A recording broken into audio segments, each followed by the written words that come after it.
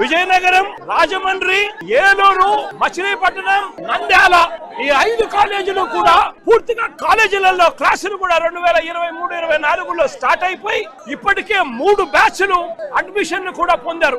800 medical seats ఈ 5 కాలేజీలలో అందుబాటులోకి వచ్చాయి.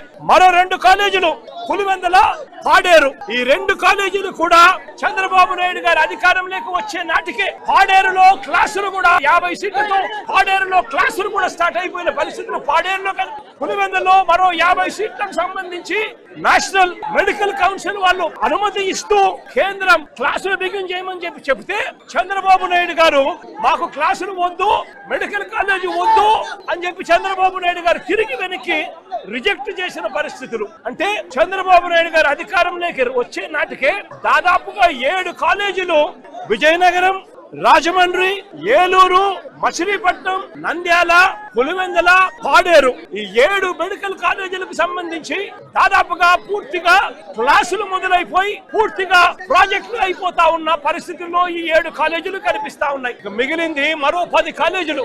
ఈ 7 కాలేజీలకు మిగిలిన 10 కాలేజీలకు ఈ 17 కాలేజీలకు అవసరమైన ఖర్చు 8,000 కోట్ల రూపాయలు. ఇందులో దాదాపుగా 3,000 కోట్ల రూపాయలు చంద్రబాబు నాయుడు గారు అధికారంలోకి వచ్చే నాటికే 3,000 కోట్ల రూపాయలు దాదాపుగా ఖర్చు చేసి ఈ స్థాయిలోకి ప్రాజెక్టులన్నీ కూడా తీసుకుని రావడం జరిగింది. నేను అడుగుతా ఉన్నా, ఇదే పెద్ద మనిషి చంద్రబాబు నాయుడు గారు 5 సంవత్సరాలలో 5,000 కోట్ల రూపాయలు ఖర్చు చేయలేరా అని అడుగుతా ఉన్నాను. 5,000 కోట్ల రూపాయలు ఖర్చు చేస్తే 5 సంవత్సరాలలో సంవత్సరానికి 1,000 కోట్ల రూపాయలు ఖర్చు చేస్తే కొన్ని కోట్ల మందికి ఆధునిక దేవాలయాల కింద పేదవాడికి ఉచితంగా వైద్యం అందుబాటులోకి వస్తుంది.